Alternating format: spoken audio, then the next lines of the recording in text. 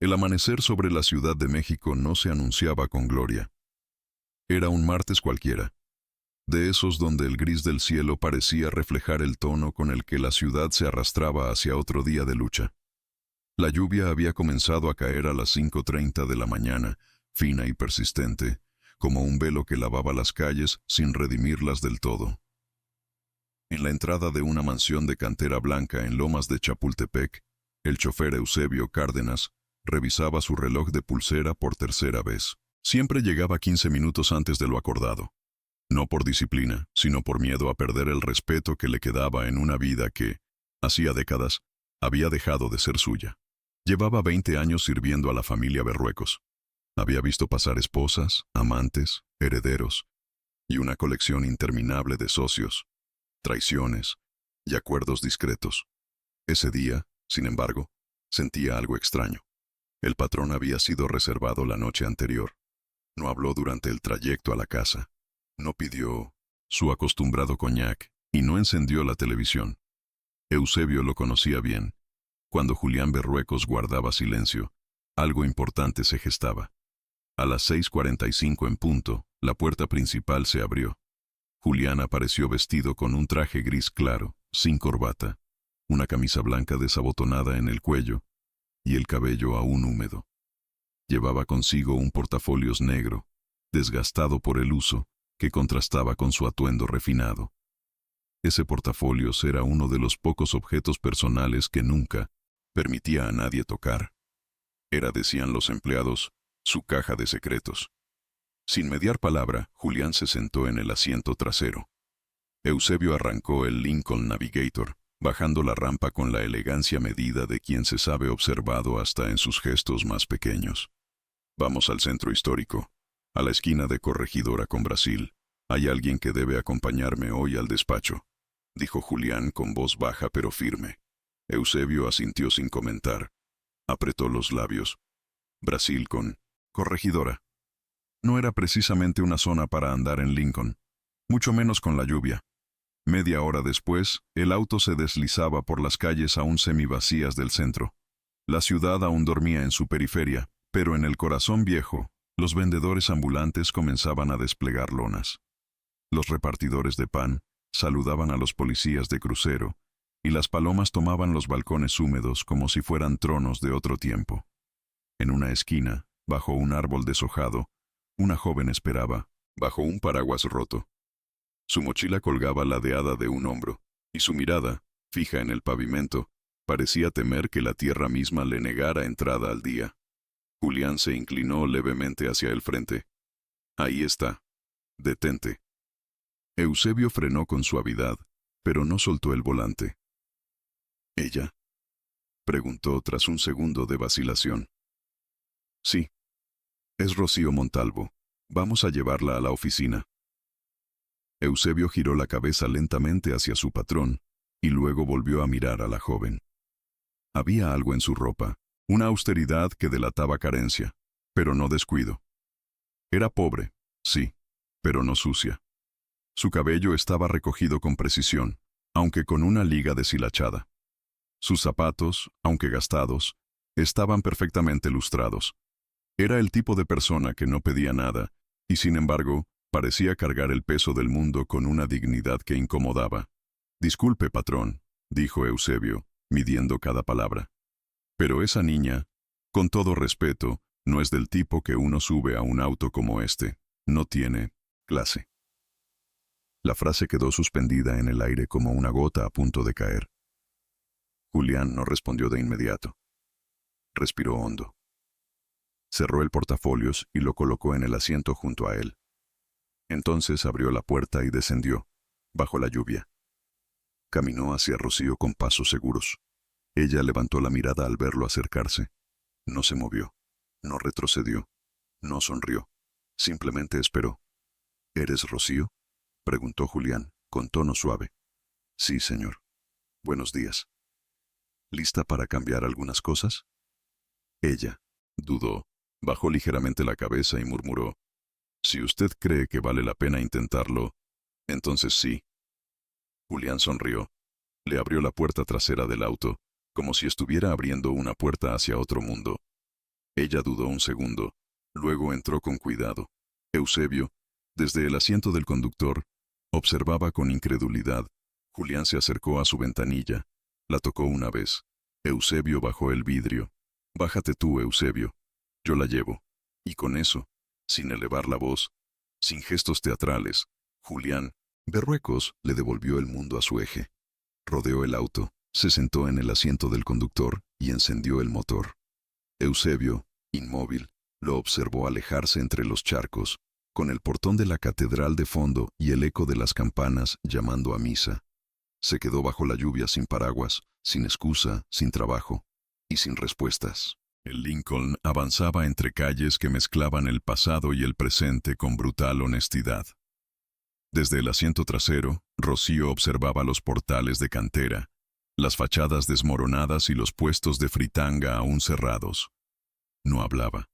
Nunca le gustó llenar los vacíos con palabras inútiles, pero su mirada se paseaba con la intensidad de quien no olvida nada. Julián manejaba con destreza. Cada tanto, le lanzaba una mirada por el retrovisor. No con lástima, ni con desconfianza. La miraba como un agricultor mira la tierra, buscando señales del tipo de cosecha que podría dar si se siembra bien. ¿Tu madre sabe que viniste?, preguntó finalmente. No tiene que saberlo. Ella piensa que estoy en la biblioteca de la facultad, respondió Rocío sin titubear. ¿Y tu padre? El silencio fue inmediato, casi físico. Rocío giró la cabeza hacia la ventana. Murió, dijo, finalmente. Pero dejó cosas que no entiendo del todo. Y creo que usted sí puede. Julián asintió con lentitud. Sabía más de lo que ella creía. Había leído el correo que le envió la joven hacía apenas una semana. Un mensaje desordenado, nervioso, pero contundente. En él hablaba de unos planos, de unas libretas técnicas, de fórmulas que su padre, un técnico electromecánico en la planta de agroquímicos del Estado de México, había escondido antes de desaparecer en lo que se registró como un accidente de trabajo. Rocío afirmaba que no había sido un accidente. Su padre había descubierto algo que nadie quiso escuchar. Llegaron al edificio Berruecos y asociados a las 7:45 am, antes de que los asistentes y ejecutivos tomaran sus posiciones. Era un edificio de mármol gris en Insurgentes, de 10 pisos, coronado por un mural metálico que mostraba espigas de trigo flotando sobre circuitos electrónicos. Una alegoría del sueño de Julián: unir el campo con la tecnología. Entraron por el estacionamiento privado. El guardia no preguntó nada.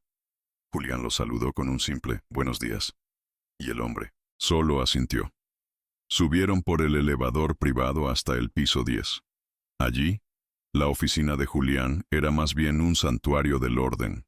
Estantes con libros técnicos, planos enrollados y vitrinas con piezas antiguas. Sensores, válvulas, transmisores de radio rural de los años 60. Había también una fotografía enmarcada. Julián de joven, con el ingeniero Mario Montalvo, el padre de Rocío. ¿Ese?, preguntó ella, acercándose sin tocar el marco. Sí, tu padre trabajó conmigo antes de que fundara esta empresa. Fue uno de los pocos que entendió lo que intentábamos hacer cuando nadie apostaba por México. Rocío giró hacia él con los ojos muy abiertos. ¿Entonces sí lo conoció? Mucho más que eso, dijo Julián, sacando una carpeta del portafolios negro. Él fue quien diseñó el primer prototipo de biointerfaz de irrigación que usamos en Chiapas. Pero luego, bueno, lo silenciaron. ¿Quién? Julián no respondió. Abrió la carpeta y colocó sobre el escritorio unas hojas dibujadas a mano. Eran los planos de un sistema de captación eléctrica a partir de residuos agrícolas. Algo revolucionario, si funcionaba. Esto lo entregaste en tu correo, dijo Julián. Pero hay algo más, ¿verdad? Rocío asintió. Sacó de su mochila un cuaderno envuelto en un trapo. Esto estaba escondido en el doble fondo del ropero. Nadie lo encontró cuando vinieron los del sindicato a investigar. Mi madre lo guardó sin entender qué era. Julián hojeó el cuaderno. Sus ojos se movían rápido, como un lector de otro idioma. En segundos, reconoció fórmulas, esquemas, códigos. Tu padre había hecho avances con nanotecnología aplicada al riego. Esto no es solo innovación, es subversivo.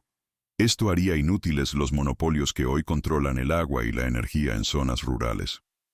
Rocío tragó saliva. ¿Y usted cree que eso tuvo que ver con su muerte? No lo creo. Lo sé. Y tú acabas de reabrir una herida que muchos querían dejar cerrada. En ese momento, alguien golpeó la puerta. Era Mariana, la asistente personal de Julián. Una mujer meticulosa que siempre llegaba 15 minutos antes que todos. Disculpe, licenciado, dijo al abrir. Pero el señor Avelino de Proagro está aquí. Dice que tiene una reunión agendada a las 8. Julián cerró el cuaderno con calma. Dile que se cancele, que estoy ocupado con un asunto de vida o muerte. Mariana alzó una ceja, pero asintió y cerró la puerta. Rocío respiró hondo. ¿Qué vamos a hacer? Lo que tu padre nunca pudo, dijo Julián, levantándose. Pero tienes que entender, si entramos en esto, no hay vuelta atrás. Te van a perseguir, van a decir que mientes, que inventaste todo. Ya lo hacen, respondió Rocío con una voz inesperadamente firme. Desde que tenía 13 años. Julián sonrió por primera vez con sinceridad. Bien, entonces es hora de que el mundo escuche la verdad. En ese instante, la luz del cielo gris entró por el ventanal con una claridad que parecía querer reclamar su lugar. Rocío, de pie junto al escritorio de su padre, sintió por primera vez que había entrado en territorio sagrado. Las horas siguientes se desdoblaron en una carrera silenciosa contra el tiempo. Julián canceló todas sus reuniones del día, hizo traer café, cerró las persianas y colocó un candado físico en la puerta de su despacho, una costumbre que solo usaba cuando revisaba documentos que podían hacer temblar al SAT, como bromeaban sus empleados. Extendieron los planos sobre la gran mesa de madera. Rocío, aunque nerviosa, mostró una memoria prodigiosa. Había leído el cuaderno de su padre hasta memorizar los esquemas, incluso los que no entendía. A cada página que Julián pasaba, Rocío agregaba comentarios. Este símbolo, mi papá decía que era una válvula inversa. No sé qué significa eso, pero decía que era la clave para que el sistema no generara presión excesiva. Aquí hablaba de una bobina de filamentos orgánicos. Decía que solo había una persona en Querétaro que sabía cómo hacerlas. Julián anotaba en una libreta aparte, cruzando datos, buscando correspondencias con patentes, archivadas, con compras que recordaba de hace más de 15 años. Esto no es un diseño cualquiera, Rocío. Esto es un manifiesto escondido. Tu padre estaba construyendo algo que iba más allá de una solución técnica. Quería hacer un sistema inmune a la corrupción energética. ¿Inmune? Sí. Un modelo que no necesita grandes proveedores, que puede armarse con materiales accesibles y adaptarse a condiciones locales. Un sistema que no depende de Pemex, de la CFE, ni de las transnacionales que venden tecnología con contratos amañados. Esto es un arma. Se hizo el silencio. Rocío bajó la mirada. Entonces sí lo mataron por esto, ¿verdad? No puedo probarlo aún, respondió Julián. Pero sé por experiencia propia que los ingenieros como tu padre no desaparecen por accidente, justo cuando están por entregar algo revolucionario. La conversación fue interrumpida por un zumbido en el celular de Julián. Era un mensaje de voz, corto, de tono áspero. Lo escuchó con el rostro endurecido. ¿Quién es?, preguntó Rocío. El licenciado Avelino, jefe de desarrollo en Proagro. Y también la misma persona que hace 15 años me exigió despedir a tu padre. ¿Y qué dijo? Julián levantó la vista. Que el pasado no debe ser desenterrado, si queremos que nuestras familias vivan tranquilas. Un escalofrío recorrió a Rocío. No sabía si era miedo o furia. ¿Va a contestar? No, dijo Julián. Vamos a hacerlo temblar. Ese mismo día, a las 6 de la tarde, Rocío y Julián salieron del edificio por la puerta trasera. Usaron el auto de Mariana, una camioneta discreta sin placas empresariales.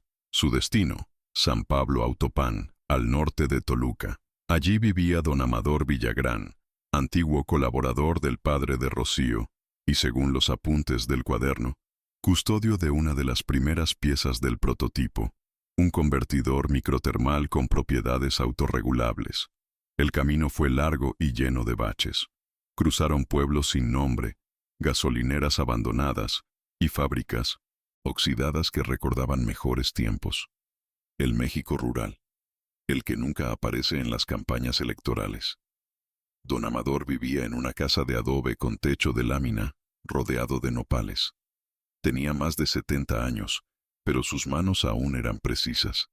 Al ver a Rocío, su rostro se suavizó. «Eres hija de Mario. Tienes los mismos ojos. Él siempre decía que tú ibas a encontrar lo que él no pudo». Rocío tragó saliva. No sabía que su padre hablaba así de ella. «Don Amador», dijo Julián, «necesitamos ver la pieza, la que él le confió antes de desaparecer». Amador asintió. Sin preguntar más, los llevó a una pequeña bodega. Bajo una lona cubierta de polvo y protegido por una caja metálica oxidada, yacía el corazón del sistema. Un cilindro con entramados de cobre, grafito y fibras negras entretejidas como raíces. «Esto nunca lo entendí del todo», dijo Amador. «Pero Mario decía que sin esto, todo lo demás era solo teoría». Julián lo levantó con cuidado. Lo observó con reverencia. «Está intacto. Esto podría alimentar una comunidad entera con los residuos del maíz y del trigo». «¿Y por qué nunca lo patentó?», preguntó Rocío. «Porque las patentes no protegen a los pobres, protegen a las empresas. Tu padre sabía que si lo registraba, lo enterrarían en un cajón hasta que se oxidara.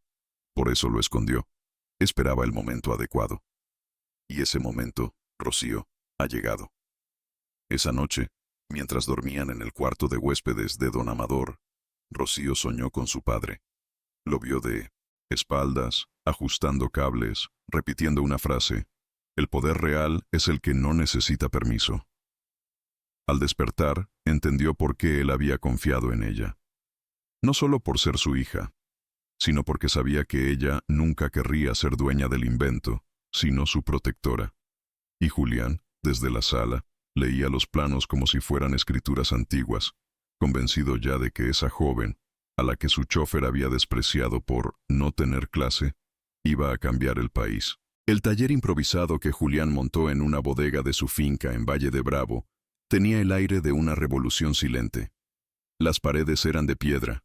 Los estantes estaban llenos de componentes reciclados y planos dispersos, y en el centro, sobre una mesa de acero, descansaba el cilindro de conversión termoeléctrica que el padre de Rocío había dejado como su último testamento técnico. Durante semanas, Julián y Rocío trabajaron con precisión quirúrgica. Él traía contactos, herramientas y un equipo mínimo de confianza, exalumnos, ingenieros desempleados y 2 técnicos que habían sido despedidos por denunciar corrupción en la Comisión Nacional del Agua. Ella aportaba los cuadernos, la lógica de su padre y una habilidad natural para entender mecanismos complejos sin haberlos estudiado formalmente. «Tienes algo que no se enseña en la UNAM», le decía Julián una noche, mientras soldaban piezas a la luz de linternas. «Tienes memoria de tierra, como tu padre». Pero no todo era entusiasmo. En la periferia del proyecto, las sombras comenzaban a cerrarse. Un día, Mariana, la asistente de Julián, llegó con los ojos desencajados y un sobre en la mano. «Intercepté esto antes de que lo vieras», dijo, extendiéndole el sobre. Era un informe confidencial filtrado desde Proagro. En él detallaban con precisión nombres, ubicaciones, incluso marcas de herramientas usadas en el taller de Valle de Bravo. Julián palideció. Lo estaban espiando. «Van un paso atrás, pero no por mucho», dijo mirando a Rocío. «¿Quién?», preguntó ella, aunque ya intuía la respuesta. «Avelino. Y detrás de él, una red de intereses que lucran con el despojo de tierras, el control de agua y la importación de tecnología obsoleta a precio de oro. Tu padre intentó cortar ese ciclo». Nosotros vamos a terminar lo que él empezó. Esa misma noche, Julián convocó a una reunión secreta en un salón abandonado de la Facultad de Ingeniería de la UNAM. Bajo el pretexto de una charla técnica, reunieron a una docena de investigadores, estudiantes avanzados y exmiembros de la extinta Comisión de Energía Autónoma. Les mostró el prototipo. Esto puede generar energía y agua purificada a partir de residuos agrícolas, dijo girando el cilindro sobre la mesa. Pero no lo traigo para que lo admiren. Lo traigo para que decidan si quieren protegerlo. El silencio fue largo, hasta que una mujer de pelo canoso, la doctora Esther Lemus, habló. Si esto es real, se lo van a querer robar. Y si se enteran de que ya circula entre nosotros, van a intentar eliminarnos a todos. Julián no negó nada. Por eso vine, porque ya intentaron callarme, pero no pueden callarlos a todos. Rocío levantó la voz entonces, por primera vez en público. Mi padre murió por esto. No fue un accidente. Pero no quiero venganza. Quiero que el invento se libere, que lo tenga quien lo necesite. La frase quedó flotando como una promesa sagrada. Esther se acercó a Rocío, le tomó la mano. Entonces vamos a hacer historia, hija. Los días siguientes se multiplicaron en una operación clandestina. Se crearon 5 copias del prototipo, cada una enviada a una comunidad distinta, una en Oaxaca, otra en Chiapas, otra en Hidalgo, una en Puebla y una última en Chihuahua. Los envíos iban con estudiantes que se hacían pasar por ONG. Nadie debía saber exactamente dónde estaba el original. Julián, por su parte, activó contactos en el extranjero. Un pequeño laboratorio en Canadá y otro en Alemania estaban dispuestos a validar los planos y darles legitimidad internacional. Pero esa visibilidad tenía un costo. La noche en que envió los archivos codificados a Berlín, su computadora fue hackeada. Perdió el acceso a todas sus cuentas bancarias. 3 contratos de su empresa fueron cancelados sin explicación. Su nombre comenzó a circular en redes con acusaciones falsas de corrupción y abuso de fondos públicos. Van a intentar matarte en vida antes de hacerlo en cuerpo, dijo Mariana, observando el caos mediático. Esto va en serio. Siempre lo fue, respondió Julián. Solo que ahora tenemos luz para ver el tamaño del monstruo. Y entonces el golpe llegó. Una madrugada, la bodega de Valle de Bravo ardió. Las llamas se elevaron como una bandera de advertencia. Julián, Rocío y 2 técnicos escaparon apenas a tiempo. Todo el equipo fue destruido, pero el cilindro original había sido trasladado días antes a otra ubicación. Cuando los bomberos terminaron de extinguir las llamas, encontraron una nota escrita con marcador rojo sobre un pedazo de metal calcinado. La energía no es para los débiles. Rocío la leyó en silencio. Eso lo decía mi padre, pero al revés. Susurró. Él decía, la energía más fuerte nace de los que resisten. Julián la miró. Entonces que resistan, porque vamos a arder, pero no solos. Esa misma tarde convocaron una rueda de prensa, no en un salón de lujo, sino en la explanada del Zócalo. Allí, ante cámaras, periodistas y decenas de curiosos, Rocío mostró al país el cuaderno original de su padre. Mi nombre es Rocío Montalvo, y mi padre no murió por accidente.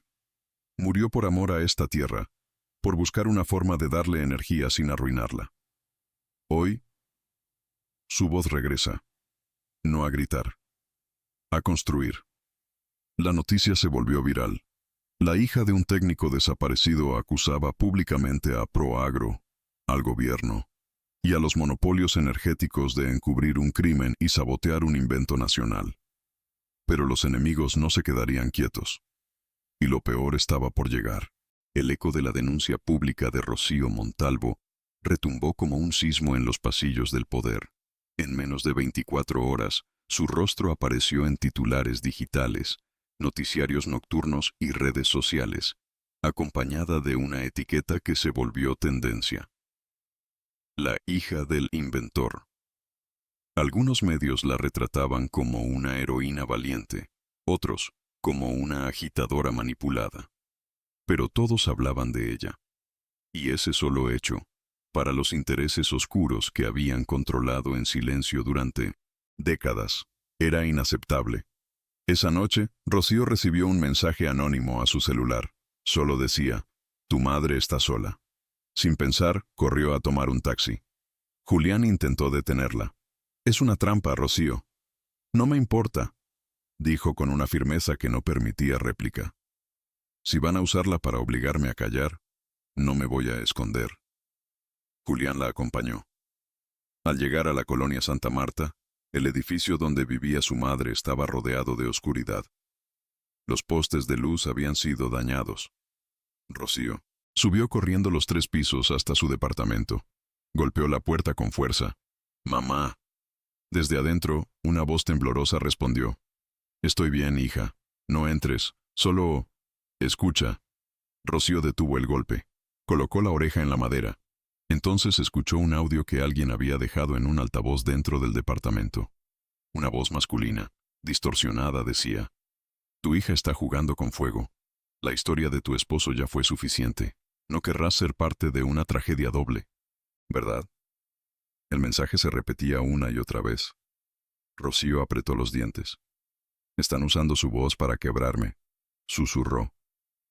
«No lo permitas», respondió su madre desde dentro. «Tu padre murió para que tú pudieras vivir sin miedo. Ahora vive por él». Pero con cuidado. Rocío salió del edificio sin decir palabra. Al llegar al auto, le pidió a Julián que encendiera el motor. Su rostro, normalmente sereno, ahora era piedra. «Quiero llevar esto hasta el final, cueste lo que cueste». «¿Estás dispuesta a cruzar la línea?», preguntó Julián. «No me refiero a la ley. Me refiero a lo que uno jura que nunca va a hacer. Usar el dolor como bandera».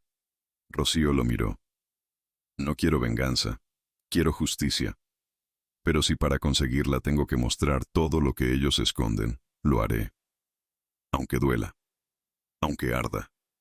Mientras tanto, en una sala de juntas blindada en Polanco, Avelino recibía un informe urgente. «El cilindro original aún no ha sido localizado», dijo un hombre de barba gris y acento extranjero. «Pero las copias ya están funcionando en 3 comunidades». «¿Funcionando?». «Sí, señor. Y los datos preliminares son devastadores». «¿Cómo devastadores?». «Un sistema de los suyos, que cuesta $500,000 al mes mantener, ha sido reemplazado con una versión rústica del invento de Montalvo que apenas costó $15,000 en componentes reciclados. Y produce más energía». Avelino respiró hondo. Caminó hasta la ventana. La lluvia golpeaba los cristales con persistencia. «Entonces ya no. Estamos conteniendo una idea. Estamos conteniendo una revolución». «Exacto», dijo el hombre de barba. «Y esta vez tiene cara de mujer». Julián y Rocío se reunieron con la doctora Esther y su grupo en un espacio aún más secreto, el antiguo centro de computación del IPN, clausurado desde 2004. Allí, protegidos por muros gruesos y una señal nula, crearon una red de coordinación que bautizaron como Semilla. Su objetivo, liberar el diseño al mundo sin pasar por intermediarios. «Esto no es solo subir los planos a Internet», explicó Esther. «Es incrustarlos en sistemas descentralizados, inalterables, como el blockchain. Una vez publicados ahí, nadie podrá borrarlos». El equipo se dividió tareas. Julián contactaría a universidades del sur global, en Brasil, India, Nigeria, para replicar el invento. Esther lideraría la carga técnica. Rocío se convertiría en la cara visible del movimiento. «La prensa quiere entrevistas», dijo Mariana. «¿Estás lista para que tu vida deje de ser tuya?». Rocío asintió. «Ya no es mía desde que perdí a mi papá. Que al menos sirva para algo». En la primera entrevista televisiva, Rocío habló frente a millones. «Mi padre no era político, ni empresario, ni activista. Era técnico. Creía que las soluciones están en lo pequeño, en lo que no se ve. Hoy su invento puede cambiar la forma en que nuestras comunidades acceden al agua y la energía. Pero para eso, necesitamos protegerlo entre todos. No desde arriba, desde abajo». El país despertó con una nueva conciencia. Campesinos, estudiantes, obreros, mujeres indígenas, líderes comunitarios, Todos comenzaron a preguntar, ¿y si es verdad? ¿Y si sí se puede? Pero el poder nunca cae sin resistir. Al día siguiente, la Procuraduría Federal emitió una orden de detención contra Julián por presunto uso indebido de secretos industriales. Las oficinas de Berruecos Asociados fueron allanadas. Mariana fue citada a declarar. Se intentó destruir su reputación, acusándolo de robar propiedad intelectual. Y Rocío, al salir de un foro universitario, fue interceptada por un hombre vestido de civil. Le entregó un folder y desapareció. Dentro del folder había fotos de su padre, vivo, o eso parecía, en una clínica en Guatemala, año 2016. Esto no puede ser, murmuró Rocío. ¿Y si nunca murió?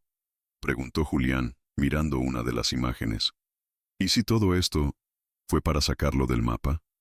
Dijo Rocío, temblando. Un nuevo misterio emergía, y con él, una verdad aún más peligrosa. La noche en que Rocío recibió las fotografías, el mundo que creía conocer se fracturó una vez más. Las imágenes mostraban a un hombre con barba, más delgado, con mirada cansada pero intensamente viva. Estaba entrando a una clínica rural en las afueras de Quetzaltenango, en el altiplano guatemalteco. Las fotos tenían fecha de 2016, 4 años después de la supuesta muerte de su padre. ¿Cómo es posible?, preguntó Rocío con los ojos fijos en una imagen donde el hombre llevaba una libreta, idéntica a la que ella guardaba en su mochila. Si esas fotos son reales, dijo Julián, entonces alguien lo protegió, o lo mantuvo oculto. ¿Para qué? Para lo mismo que tú estás haciendo ahora, pero quizás desde las sombras. Esa noche, el equipo de Semilla se reunió de emergencia. Mostraron las fotos, analizaron los metadatos, rastrearon la clínica. Existe, confirmó Esther. Es una institución que trabaja con comunidades indígenas, pero el nombre que figura en los registros es falso. Andrés Cardal. Un anagrama, dijo Mariana, hojeando los registros. Mario Montalvo. Andrés Cardal. Las letras no coinciden exactamente, pero hay un patrón. Rocío se levantó. Voy a ir. No puedes ir sola, respondió Julián. Si estas fotos llegaron a ti, es porque alguien quiere que las veas. Y no sabemos si es una advertencia o una trampa. ¿Y si es mi padre? Entonces lo encontrarás. Pero con nosotros. En menos de 48 horas, el núcleo de Semilla viajó en vehículos separados evitando aeropuertos y vías rastreables. Cruzaron Chiapas, tomaron rutas comunitarias y finalmente, tras 3 días de camino, llegaron a los bordes de Quetzaltenango. Allí, Rocío reconoció los cerros de las fotos. La clínica estaba justo donde debía estar. No era un hospital moderno, era más bien un refugio. Tenía techo de lámina, consultorios con lámparas de queroseno y una biblioteca improvisada con manuales en varios idiomas. Fue ahí donde lo vieron. Sentado frente a una máquina artesanal de filtración de agua, un hombre de rostro curtido por el tiempo miraba hacia la ventana. Cuando Rocío entró, él alzó la cabeza y la reconoció de inmediato. «Papá», susurró ella. Mario Montalvo no dijo nada al principio. Se levantó con lentitud, como si llevara años soñando con ese momento, pero temiera que no fuera real. Se acercó y antes de tocarla, le preguntó, «¿Tú hiciste que el sistema funcionara?» Rocío asintió, entre lágrimas. «Lo liberamos. Lo están usando. Te están buscando. Pero no, todos con buenas intenciones». Mario cerró los ojos y murmuró. Entonces llegó la hora. Esa noche, el reencuentro fue breve y silencioso. Mario contó lo esencial. Tras la amenaza de muerte en 2009, un grupo de campesinos lo ayudó a escapar. Simularon su accidente. Le cambiaron el nombre. Lo llevaron de comunidad en comunidad. Nunca usó teléfono. Nunca se expuso. Pero desde el anonimato, siguió perfeccionando su invento. «¿Y por qué no regresaste?», preguntó Rocío. «Porque si lo hacía, tú no, estarías viva». Rocío bajó la mirada. Lloró sin ruido. Era la frase que había esperado toda su vida, y que no sabía si quería escuchar. Al día siguiente, Julián y Mario se sentaron juntos por primera vez en 16 años. Se estrecharon la mano. Nunca creí que estuvieras muerto, dijo Julián. Pero tampoco me atreví a buscarte. Fui cobarde. No, fuiste padre. Yo también lo fui. Solo que con otro tipo de armas. ¿Y ahora? Ahora, es momento de hacer lo que prometimos. Sin miedo. Volvieron a México con identidad protegida. Mario ingresó bajo un nombre falso como asesor técnico internacional. Se instaló en una casa segura, donde junto a Rocío y el equipo técnico, perfeccionó el cilindro de conversión en una versión 2.0, más resistente, más barata y completamente libre de componentes controlados por corporaciones. En paralelo, Julián convocó a una asamblea de comunidades rurales, universidades, colectivos urbanos y movimientos ambientales. Propuso algo audaz. No basta con liberar el invento. Vamos a fundar la primera cooperativa nacional de tecnología campesina, un modelo descentralizado, autosustentable, que pueda replicarse en toda América Latina. La propuesta fue recibida con ovación. ¿Cómo se llamará?, preguntó alguien. Rocío tomó la palabra. Se llamará Raíz, porque todo lo que vale crece desde abajo. Pero el sistema reaccionó. En los días siguientes aparecieron amenazas más explícitas. Un colaborador de Semilla fue atropellado. Otro recibió una citación judicial por actividades sediciosas. Proagro lanzó una campaña sucia en medios, acusando a Rocío de haber falsificado documentos, de haberse beneficiado con dinero extranjero. El cerco se cerraba. Y sin embargo, algo había cambiado. El pueblo ya no tenía miedo. Los cilindros seguían funcionando. La información ya era pública. Y en cada rincón del país surgían voces diciendo, «Yo también quiero uno». El día que la primera planta comunitaria de Raíz fue inaugurada en Oaxaca, Mario Montalvo estuvo presente. Llevaba el sombrero que usaba en los años 80, la mirada serena y el orgullo de quien ha sobrevivido a la sombra. ¿Te arrepientes?, le preguntó Rocío, viéndolo observar a los niños que jugaban junto al generador. Solo de no haber visto esto antes, respondió. Pero quizás tenía que ser así, para que tú fueras quien lo hiciera posible. Ella lo abrazó. Sintió que el mundo, por primera vez, no le pesaba en los hombros, porque ya no lo cargaba sola. Pero la batalla final aún no había llegado, y el enemigo más peligroso aún no había mostrado su rostro. La demanda judicial llegó con un membrete dorado y una carga explosiva. Proagro CADCB versus Rocío Montalvo y Mario Montalvo, por apropiación indebida de secretos industriales, daño reputacional a una marca registrada y fomento a la insurrección tecnológica. El caso fue asignado a un juzgado federal, en un intento claro de centralizar el proceso y evitar que se diluyera en tribunales estatales más sensibles a los movimientos sociales. Los medios hablaron de el juicio del año, no por lo técnico del caso, sino por su carga simbólica. Una joven sin título universitario y su padre resucitado contra una de las corporaciones agroenergéticas más poderosas del continente. Julián, aunque no nombrado en la demanda, sabía que su cabeza también estaba en juego, pero se mantuvo firme.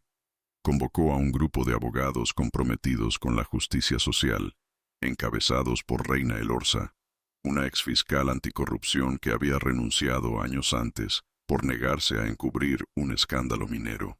Esto no es solo un juicio legal, les dijo Reina en la primera reunión. Es un juicio moral. Si lo ganamos, abrimos la puerta a todo un modelo alternativo. Si lo perdemos, igual hemos plantado una semilla que ya no podrán extirpar. La estrategia de Proagro era clara: desacreditar, confundir, intimidar. Presentaron documentos técnicos supuestamente registrados en 2005, con conceptos muy similares al cilindro Montalvo, argumentando que el ingeniero había trabajado para una de sus subsidiarias y que todo lo desarrollado durante esa época pertenecía a la empresa. Rocío respondió desde la silla de los acusados con una serenidad aprendida en la adversidad. Mi padre no vendió una idea, la protegió, la escondió, no para hacer dinero, sino para evitar que la destruyeran. ¿Y puede probarlo?, preguntó el fiscal. Sí, dijo Rocío sacando el cuaderno original. Aquí está su puño y letra. con fechas, anotaciones, referencias. Y si eso no basta, tengo algo más. Desde el fondo del tribunal, Julián se levantó y entregó al juez una carpeta con correos internos de Proagro, que habían sido filtrados por un denunciante anónimo. En ellos, se discutía cómo neutralizar el impacto del proyecto campesino, incluso antes de que Rocío apareciera en escena. Los murmullos llenaron la sala. «Esto es inadmisible», dijo el abogado de Proagro. «No ha sido autenticado». «Lo será», respondió Reina. «Y tenemos a la fuente lista para declarar». La sala contuvo la respiración cuando una mujer de 1900, cabello recogido y mirada severa, entró al estrado. Era Beatriz Olvera, exdirectora de innovación en Proagro, quien había desaparecido del ojo público hacía más de un año. «¿Jura decir la verdad?», preguntó el juez. «Sí», respondió Beatriz, clavando la mirada en los abogados de su antigua empresa. «Y estoy lista para pagar el precio». Lo que reveló fue devastador. Proagro no solo había intentado adquirir el diseño Montalvo en secreto, sino que, al fracasar, había lanzado una operación de 1900 meses de desinformación para deslegitimar su existencia. Incluso admitió que había órdenes de vigilancia sobre Rocío desde antes de su primera visita a la oficina de Julián. Fuera del tribunal, miles de personas se manifestaban a favor de Rocío. El movimiento raíz había florecido. Ya operaban más de 20 plantas comunitarias con versiones funcionales del cilindro. Se hablaba de una revolución rural sin violencia, sin líderes mesiánicos, solo con conocimiento compartido. El día de los alegatos finales, Rocío se dirigió a la corte con una voz firme y clara. «Nos acusan de haber robado un invento. Pero ese invento nació del amor a esta tierra.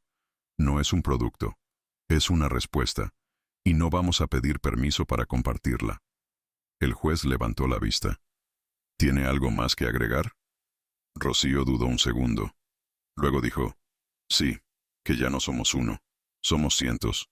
Y si nos callan hoy, hablaremos mañana. Porque las raíces no obedecen al miedo». El juicio quedó en pausa para deliberación. Pero todos sabían que lo legal ya no podía detener lo inevitable. Días después, la Corte Suprema recibió una petición histórica: declarar como patrimonio público el sistema Montalvo de conversión energética agroecológica. Más de 500.000 firmas respaldaban la petición. Era la primera vez que un invento no registrado legalmente era reclamado como parte del acervo común de una nación. En una entrevista posterior, Julián resumió lo vivido. Un país que olvida a sus técnicos se condena a comprar su futuro. Pero un país que los protege puede construir lo imposible. Y Rocío, sentada a su lado, añadió: «Mi padre me enseñó que lo invisible es lo más poderoso. Hoy, ya no somos invisibles». Pero aún quedaba un paso final: convertir la victoria moral en transformación real.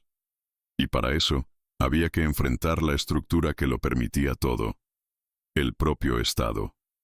La Corte Suprema de Justicia se encontraba bajo un asedio sin precedente. No por balas, sino por conciencia. Durante días, miles de personas se congregaron frente al edificio de mármol blanco, exigiendo que el sistema Montalvo fuera reconocido como patrimonio público. Pancartas, cantos, cilindros simbólicos construidos con botellas de plástico y cobre reciclado. El pueblo había convertido la plaza en un laboratorio de imaginación colectiva. Mientras tanto, al interior del edificio, los magistrados enfrentaban una disyuntiva histórica: reconocer que una tecnología desarrollada fuera de las estructuras empresariales merecía la máxima protección legal del Estado, o ceder a las presiones del sector privado y negar la petición bajo tecnicismos. La decisión pendía de un solo voto. Rocío, Mario y Julián fueron convocados a comparecer ante el pleno del tribunal. La sala estaba llena. Entre el público se encontraban representantes indígenas, académicos, campesinos y estudiantes. También estaban los abogados de Proagro, silenciosos, pero visiblemente tensos. «Señor Montalvo», comenzó el presidente del tribunal, «usted no registró su invento. ¿No cree que eso lo deja fuera del marco legal?». Mario se puso de pie. Llevaba una camisa sencilla, sin corbata. «Su señoría, cuando usted era niño, ¿su madre le enseñó a leer con un libro registrado?», preguntó con calma. No lo recuerdo, respondió el juez, sorprendido. Probablemente no, porque hay cosas que se transmiten no por contrato, sino por necesidad. Mi invento nació de la urgencia, de ver morir a campesinos por falta de agua, por falta de energía, por falta de justicia. No lo registré porque sabía que, si lo hacía, quedaría atrapado en manos que no conocen la sed. El silencio fue profundo. Luego el juez volvió a mirar a Rocío. Señorita Montalvo, ¿por qué insistir en que esto sea considerado patrimonio público y no simplemente usarlo libremente? Rocío respondió con voz firme. Porque la libertad sin protección es ficción. Si mañana otra empresa patenta una versión maquillada de este invento, pueden prohibir su uso, demandar a comunidades enteras, destruirlo con un papel. Queremos que sea patrimonio para que nadie pueda adueñarse de lo que nació para todos. El presidente del tribunal asintió. Cerró su carpeta. La corte deliberará en privado. Pero antes, quiero que escuchen algo. Encendió una grabación. Se trataba de un mensaje enviado por más de 50 comunidades rurales de México en náhuatl, tzotzil, otomí y español. En todas las lenguas, la idea era la misma. No queremos limosna, queremos usar lo que es nuestro. Durante los días siguientes, el poder reaccionó con desesperación. Proagro inició una contraofensiva brutal. Demandó a periodistas, intentó sobornar funcionarios, incluso contrató a un grupo de lobistas internacionales para presionar al gobierno mexicano con el argumento de expropiación encubierta. Julián recibió amenazas veladas de empresas extranjeras. Retírese del caso, o sus negocios en el extranjero serán auditados, le dijo un enviado con acento estadounidense. Julián respondió entregándole un folder con copias de todos sus movimientos financieros. Nada oculto. Háganlo. Pero si me tocan, la próxima generación ya sabrá cómo encenderse sin ustedes. El 14 de junio, la Corte Suprema dio su veredicto. Por mayoría de 6 votos contra 5, leyó el presidente. Este tribunal declara al sistema Montalvo de conversión agroenergética como tecnología de interés público no patentable, inalienable y de libre reproducción comunitaria, amparada por el artículo 4 constitucional que reconoce el derecho al agua y la energía como derechos humanos. Un grito colectivo estalló en la sala. Lágrimas, abrazos, aplausos. En el Zócalo, miles vieron la transmisión en vivo y celebraron como si se hubiera ganado una final del mundo. Rocío abrazó a su padre. Julián miró al cielo. Reina, la abogada, se dejó caer en su silla y rompió en llanto. Pero no todo era júbilo. En las sombras, Avelino redactaba su renuncia y empacaba documentos confidenciales. Su carrera estaba destruida. Pero su mirada no era de derrota, era de odio en incubación. Esto no ha terminado, murmuró al salir de su oficina. Y en Bruselas, Washington y Shanghái, varios ejecutivos comenzaron a preguntar: ¿qué otra tecnología está creciendo en América Latina sin pedir permiso? Rocío recibió invitaciones de universidades, fundaciones, foros internacionales, pero ella respondió igual a todas: no quiero ser oradora. Quiero seguir siendo ingeniera de campo. Y volvió a Oaxaca, donde el primer cilindro aún funcionaba, donde los niños bebían agua limpia gracias a su padre, donde las palabras de Julián seguían grabadas en su memoria. El poder oculto solo necesita que alguien lo vea. Y aunque el fuego del conflicto había dejado cicatrices, también había encendido una antorcha que ya nadie podría apagar. Porque a veces, lo verdaderamente revolucionario es que un pueblo decida construir con sus propias manos el futuro que siempre le negaron. Con el fallo de la Corte Suprema como escudo, el movimiento raíz se expandió como un incendio de esperanza. Lo que comenzó como una tecnología silenciada en los márgenes, se convirtió en una red de soberanía técnica, popular y territorial. En menos de 6 meses, se habían instalado más de 140 unidades comunitarias del sistema Montalvo, operadas por jóvenes formados en talleres rurales, no en universidades, sino en huertas, talleres mecánicos y centros culturales. No se trataba solo de electricidad o agua. Era autonomía. Era memoria. Era futuro. En Ayutla Mixe, Oaxaca, La planta de energía comunitaria permitía encender computadoras en una escuela que llevaba años funcionando con velas. En San Juan del Río, Querétaro, el sistema permitió recuperar tierras erosionadas mediante irrigación inteligente. En Ciudad Juárez, una cooperativa de mujeres utilizaba la energía producida por el cilindro para alimentar centros de acopio y procesamiento de alimentos. Y en Iztapalapa, un centro de salud empezó a refrigerar vacunas por primera vez sin depender de generadores contaminantes. Rocío recorría el país sin guardaespaldas, sin título, sin protocolo. Su sola presencia despertaba respeto y ternura. ¿Eres tú la de la libreta?, le preguntaban niñas y niños al verla. No, respondía ella con una sonrisa. La libreta es de mi padre. Yo solo la abrí. Pero su rol iba más allá. Cada comunidad a la que llegaba, Rocío promovía una regla simple. Nadie puede vender esta tecnología. Nadie puede lucrar con lo que fue pensado para todos.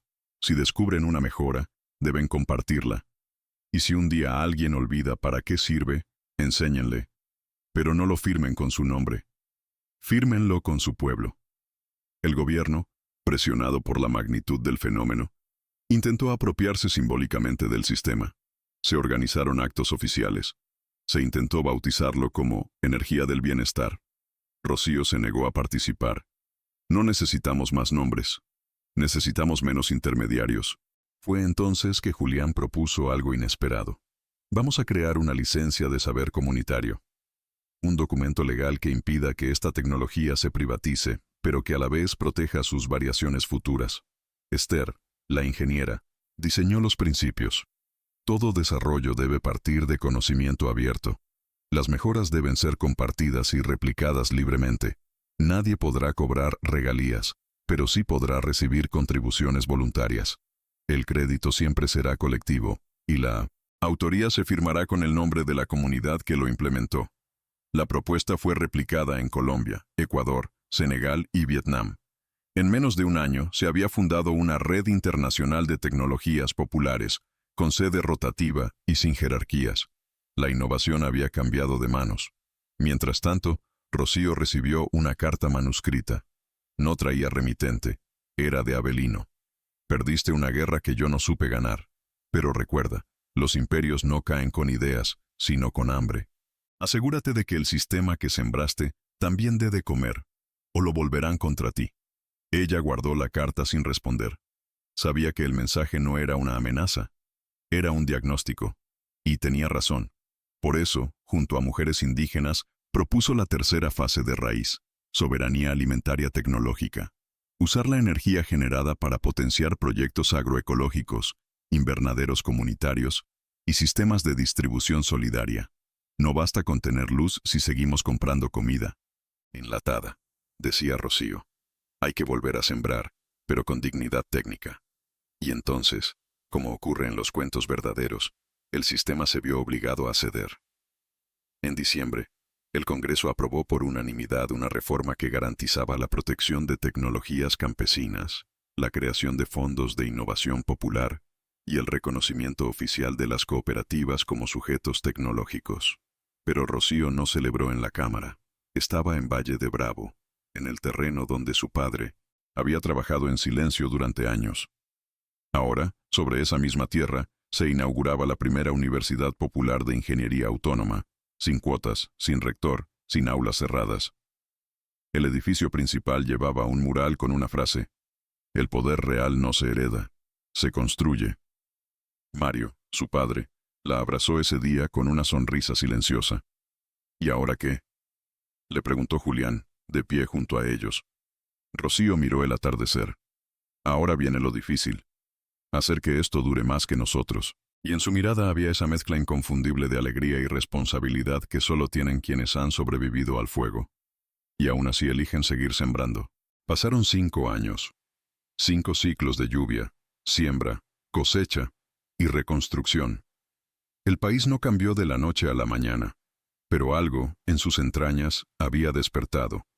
Ya no era raro ver en las zonas más remotas un cilindro artesanal emitiendo calor, luz o agua limpia. La gente hablaba del sistema Montalvo como si siempre hubiera existido, como si fuera una herramienta más, junto al machete o la azada. No era venerado, era usado. Y eso era exactamente lo que Rocío había soñado. Mario Montalvo falleció en paz, en su hogar en el Ajusco, rodeado de herramientas, libretas y un jardín que diseñó él mismo para recoger lluvia y purificarla a través de piedras volcánicas. ¿Qué dejó?, preguntó un periodista a Rocío durante el funeral. Silencio útil, respondió ella, porque habló cuando nadie escuchaba, y calló cuando era su hija quien debía hablar. Su tumba, hecha de adobe y teja, tenía una inscripción grabada en barro cocido. No quiero monumentos. Quiero que sigan reparando lo que duele. Julián Berruecos se retiró de la vida empresarial poco después. Vendió su participación en la firma que fundó y donó parte de sus ganancias a la red de cooperativas que ahora administraba Raíz. Vivía solo, en una casa sencilla frente a un lago, y enseñaba matemáticas y ética industrial en la Universidad Popular. Cuando lo entrevistaban, decía, no fui el sabio, fui el testigo. Y a veces, eso también salva mundos. Su última gran aportación fue crear una fundación que impulsaba inventos sin patente. Se llamaba el Fondo del Oficio Silencioso. Rocío nunca aceptó cargos públicos, ni candidaturas, ni premios que vinieran con condiciones. Se convirtió en un referente global sin salir de México. Sus viajes eran pocos, sus discursos breves, y siempre regresaba a la tierra. Con los años dejó de ser la hija del inventor. Se convirtió en maestra de generaciones. Su materia preferida, memoria aplicada. No enseñaba fórmulas, sino formas de pensar, preguntas que encendían, motores. ¿Dónde duele tu comunidad? ¿Qué se podría arreglar con tus manos si tuvieras confianza? ¿Quién se va a beneficiar si tú te quedas callado? Sus alumnos no tomaban exámenes. Hacían prototipos. Cada semestre, decenas de ideas se replicaban por todo el continente. Deshidratadores solares, radios comunitarias autoalimentadas, purificadores de humo, huertos verticales con sensores de humedad hechos con botellas PET. Una tarde de abril, mientras caminaba por los sembradíos donde antes hubo sequía, una niña de unos 10 años corrió hasta ella. Llevaba un cuaderno viejo, con hojas sueltas, lleno de dibujos extraños. «Profe Rocío», le dijo, «¿esto sirve?». Ella lo abrió. Vio garabatos, flechas, números. Luego se agachó y le respondió, «No lo sé, pero sí vale». «¿Por qué?». «Porque pensaste en arreglar algo sin pedir permiso. Eso siempre vale». La niña la miró con asombro. Luego corrió hacia un grupo que estaba reparando una bomba hidráulica. Esa noche, en su pequeña casa de 1900 adobe, Rocío escribió en su libreta, «El legado de mi padre no fue su invento. Fue enseñarnos que un hombre común puede encender al mundo, si alguien lo escucha». Y cerró el cuaderno. Se quedó mirando el fuego. Pensó en su padre, en Julián, en Mariana, en Esther, en todos los que caminaron con ella cuando aún no sabía hacia dónde iba. Y se sonrió. Porque el poder oculto ya no estaba enterrado. Vivía en los campos que respiraban agua limpia. En los postes de luz hechos con madera, reciclada. En las aulas donde las niñas construían lo que nadie se atrevió a soñar. Y sobre todo, en cada rincón donde alguien decidía que no tenía que pedir permiso para arreglar lo que dolía.